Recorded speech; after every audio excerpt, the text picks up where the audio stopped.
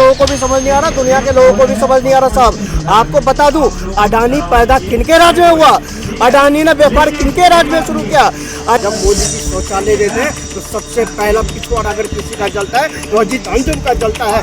मोदी जी अगर गैस देते हैं तो अगर किसी की आंखों से आंसू निकलता है तो विशाल शर्मा का निकलता है। मोदी जी को देश की जनता ने दिया और राफेल चौकीदार चोर है कहने वालों के मुंह पे एक करारा तमाचा मार दे। क्योंकि आज राहुल जी का जो बयान आया है, आपने देखा है कि नहीं देखा, मैं अभी आ रहा था, अभी बयान चल रहा था उनका, वायरल हो रहा था। ये जैसे मैंने अभी ये स्विच दबाया वैसे अदानी जी के जेब में पैसा जाता है।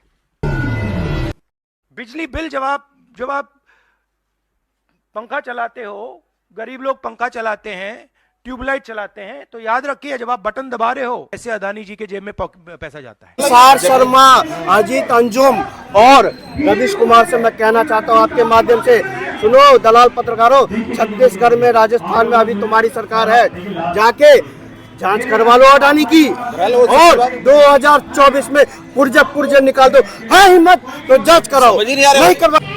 कि वो साहब कह रहे हैं कि जी आपने स्विच ऑन ऑफ किया, जैसे मतलब बटन दबाया बिजली का, और अडानी के खाते में पैसे गए।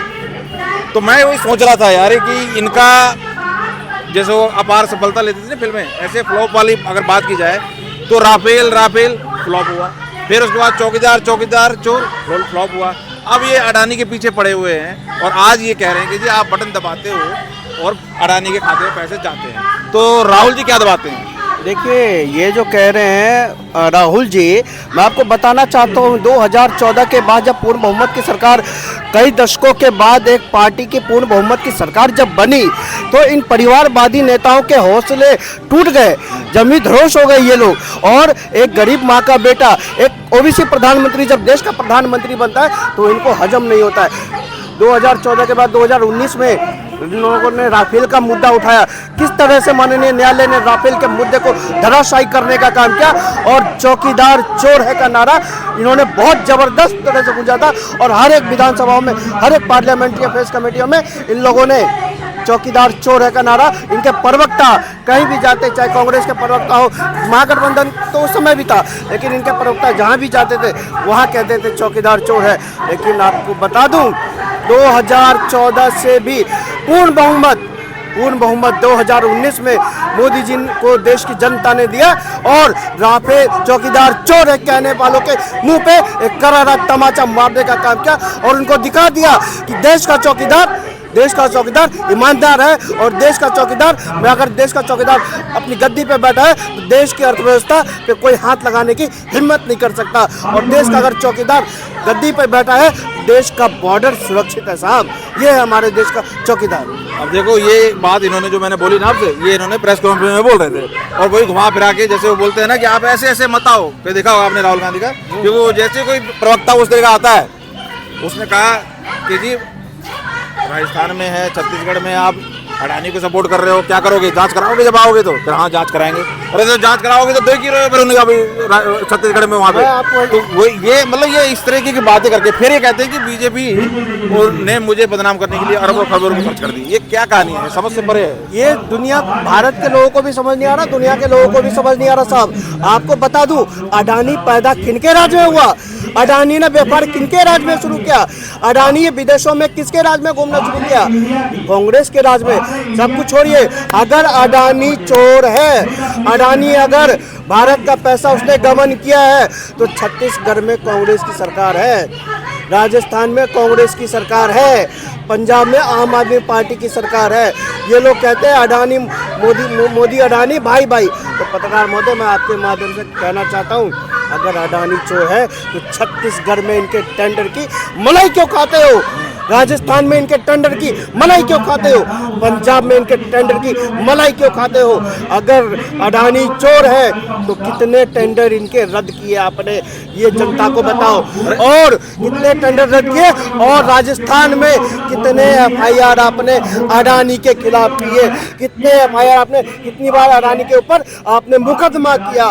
ये लोग अपने राज्य में मलाई खाते हैं और अडानी को चोर बताते हैं। अरे साहब, ये वो परिवारवादी है जो विदेशों से जो विदेशों के व्यापारियों को भारत में बुलाते थे और भारत का माल लूट के वो लोग विदेशी धरती पर ले जाते थे। और आज मेरा भारत तरक्की इसलिए कर रहा है क्योंकि भारत का व्यापार भारत में हो रहा है और भारत का पैसा बाहर वाले नहीं लूट पा रहे, और यही इन परिवारवादियों की टेंशन है। तो मैंने जो रवैया देखा कि ये रवीश टाइप, तुम्हारा अभिसार टाइप, ये इस तरीके के लोग हैं जो मतलब एक पर्टिकुलर एजेंडा चला के बैठे हुए हैं। एक अजीत अंजुमन है, अभी पिछले जो अभी स्टेट इलेक्शन हुए थे गुजरात के, तो भाई साहब वो घूम रहे थे बाइक पे और उसने बेचारे वहाँ लोकल बंदा था, वो कह रहा कि ये है नेहरू रोड, है नेहरू रोड, अभी तक मोदी जी ने चेंज नहीं किया।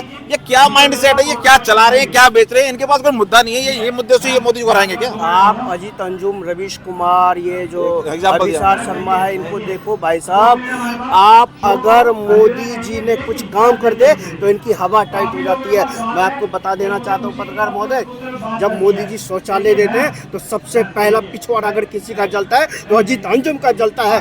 मोदी जी अगर गैस देते हैं तो अगर किसी की आंखों से आंसू निकलता है तो अभिसार शर्मा का निकलता है। जब हाईवे सड़कें बनती है और ये रवीश कुमार की छाती पीटती है, छाती पीटता हुआ ये नजर आता है। ये ऐसे लोग हैं जो चाइना की दलाली खाते हैं और भारत में रह के भारत विरोधी होने का काम करते रहते हैं। इन लोगों का देखिए, कभी आपने देखा है कि मोदी जी के कामों को इन्होंने गुणगान किया हो?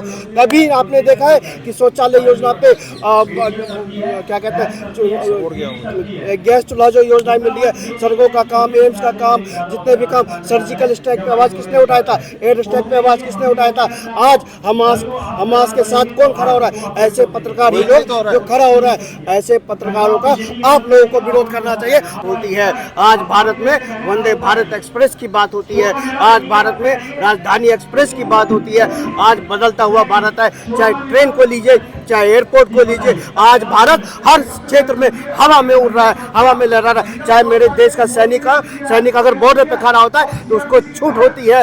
यही कांग्रेस की सत्ता थी। ये जो आप जिन दलाल पत्रकारों का नाम ले रहे हैं, ये वो लोग थे जो प्रधानमंत्री की जेट में बैठ के जाते थे, जिन सचिवों को जो मान इज्जत नहीं मिलता था, इन दलाल पत्रकारों को वो मान इज्जत मिलता था और इनके लिए पूरा छठ का बोतल तैयार रहता था। ये वो पत्रकार है, आज इनका दलाली बंद हो गई है। आज इन लोगों का जो बोतल मिलता था, इनको वो बोतल बंद हो गया। आज इनको जो कमीशन मिलता था, आज इनको जो बंगले मिलते थे, वो बंगले मिलना बंद हो गए, वो कमीशन मिलना बंद हो गया। आज इसलिए ये बौखलाए हुए हैं। यहाँ तो देखो दो मुद्दे हमारे मतलब समझ से परे हैं। दो मुद्दे जो चल रहे हैं मेन, एक तो राहुल गांधी का इस तरीके से बोलना, जो बोलते थे जात पे ना, जो पार्टी बोलती थी जात पे ना पात पे, मोहर लगेगी हाथ पे, आज कह रही है कि जात की बात कर रही है वो। मतलब इनका कोई स्टैंड नहीं, इनका कोई दीन धर्म नहीं। मोदी जी ने कहा कि भैया ये तो इस तरह का कर्म कर रहे हैं कि ये खुद ही 100 साल तक आना नहीं चाहते। आप जात पर बात कर रहे हैं। लालू यादव ने किन यादवों का भला किया?